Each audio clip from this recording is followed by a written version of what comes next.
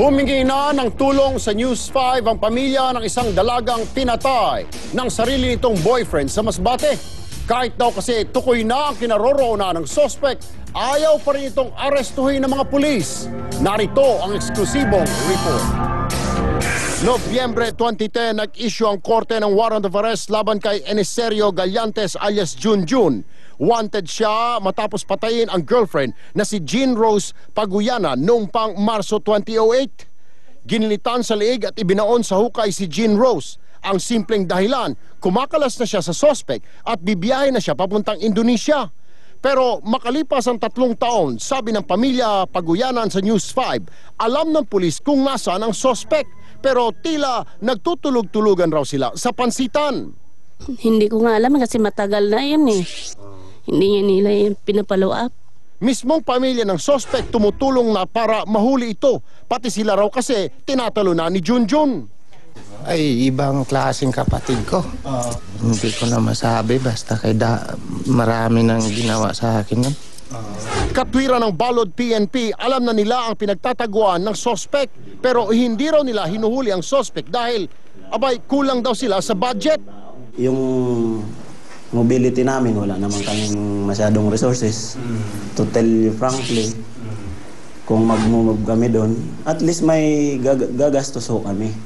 Ikinabwisit ito ng pangalawang pinakamataas na pulis sa Masbate. Kung di raw makakalaboso ang suspect, madadamay ang mga pulis Balod sa asuntong isasampa mismo ng Provincial Police Office. Medyo talaga medyo mabagal yung nila. Dapat they should have acted with dispatch. Sa ngayon, kakaba-kaba pa rin ang pamilya ng biktima maging ang mga kamag-anak ng suspect. Nagtatago raw ito ngayon sa lugar na kilalang balwarte ng mga rebelde sa Masbate. Erwin Tulfo, News 5. Bugbog sarado sa taong bayan na ang isang hold-upper matapos mang-hold up ng isang estudyante. Nakatakas naman ang isa pang kasama nito, tangay ang nanakaw na cellphone. Pero katwiran ng suspect, damay lang daw siya sa krimen. Ikwento mo, Ryan Ang. Puno ng galos at gasgas sa mga braso at tagiliran ni Jomar Iturriaga matapos siyang kuyugin ng taong bayan. Nang-hold up daw kasi si Jomar at ang kanyang kaibigan na nakilala sa pangalan Checkmate sa Barangay Payata sa Quezon City. Kwento ng biktimang si Lian Dulay, pauwi na siya nang bigla siyang lapitan ng dalawang suspect sa isang eskinita sa katinutukan ng patalim. Bigla na lang akong sinakal tapos tinutukan ng patalim dito sa likuran. Tapos inaagaw niya na yung cellphone ko. Nung sinabi na nung lalaki na ibabaon niya sa akin yung hawak niya, binigay ko na yung cellphone ko. Dahil sa sobrang takot, binigay nila ng biktima ang kanyang cellphone. Mabilis namang tumakas sa mga suspect pero hinabol niya ito sa nagisigaw. Kaya nakuha ang atensyon ng taong bayan. Doon na nagulpe si Jomar. Pero ang kaibigan niya, nakatakas, tangay ang cellphone ng biktima. Palusot ni Jomar, pinakisamahan lang niya si Checkmate na matagal na raw snatcher pero ngayon lang daw ito ng hold up. Wala na siyang ma-snatch, kaya naisipan niya na lang mang-hold up na lang siya. Para sure daw yun. Pinaghahanap na ngayon ng mga otoridad si Checkmate habang kakasuhan naman si Jomar ng robbery hold up. Ryan Ang, News 5. Babala po daw sa mga kababayan natin, lalo sa kalalakihan, yung mahilig pong jumingel kung saan-saan. Isang lasing na lalaki huli sa hakto habang umiihi sa isang sasakyan sa Recto, Maynila. Todo tanggi naman ng lalaki sa akusasyon at sa inis nito, pati crew ng News 5, pinagdiskitahan. Catherine Imson, ikwento mo. Tadyak at murang inabot ni Randy Talib matapos siyang maaktuhan ni Sazim na umiihi sa sasakyan ng kanyang tsuhin. Kwento ng tsuhin ni Sazim na si Manalaw ang gagaw. Bukod sa pag-ihi ni Talib sa kanyang sasakyan, kinalabog pa niya ito. Humingi naman ng paumanhin si ang gagaw sa inasal ng kanyang pamangkin. Hindi lang daw nito napigilan ang galit sa lasing na suspect. Bukod raw kasi sa bastos, nagtangka pang tumakas ito mula sa presinto.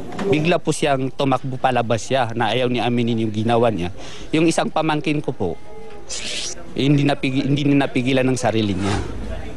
Kaya po, inabol ko siya, pinagalitan ko siya, tumakbo siya, hindi ko siya magila kung saan siya. Itinanggi naman ni Talib ang mga akusasyon. Sa pangarawang dapat magreklamo dahil ginulpi umano siya ng ilang kabataan.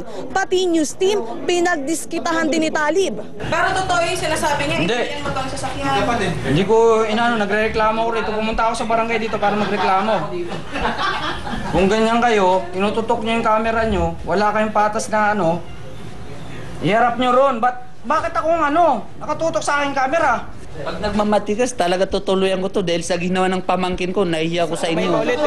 Sa kabila ng mainit na diskusyon, pinatawad na lang ni ang gagaw si Talib. Maaaring di lang daw alam nito ang ginagawa dahil sa kalasingan. Catherine Imson, News 5. Balik Pilipinas na si DFA Secretary Albert Del Rosario mula sa Libya. Kasama ngayon ang ating reporter na si Jovi Francisco, ang kalihim sa NAIA. Jovi.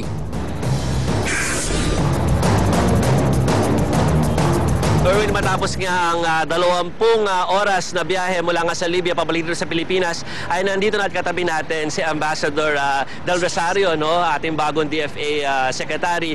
At nireport nga niya sa media sa kanyang pagbabalik na more than 2,500 ang naging resulta ng kanyang 2,500 ang mga OFWs o yung mga kababayan natin nando sa Libya ang naiuwi nila mula nung pumunta nga siya doon 4 days ago. So ngayon ay tatanungin natin si Secretary Del Rosario kung ano ang plano pa nila dahil hindi lang naman yon ang ina-expect natin ng mga Pinoy na gusto umuwi dito dahil meron na more than 20,000 na tinatayang nandun tayong mga kababayan. So Ambassador, gusto natin malaman, alam ko na meron na kayong strategy kung paano sila mauuwi, pero yung scheduling na mangyayari kung sakaling talagang gusto nilang umuwi dito. Sige sir, I'll hold it for you. Yeah, well, let me just say that the reason we decided to go there was to respond to the President's mandate that we should do everything possible to make sure that our overseas workers in Libya are being protected and are being kept safe. Of course, we wanted to make sure that we were organized properly and that we could respond to changing conditions. As you know, the circumstances are very fluid there. So we've set up 4 facilities there. We have this embassy facility. We have a Benghazi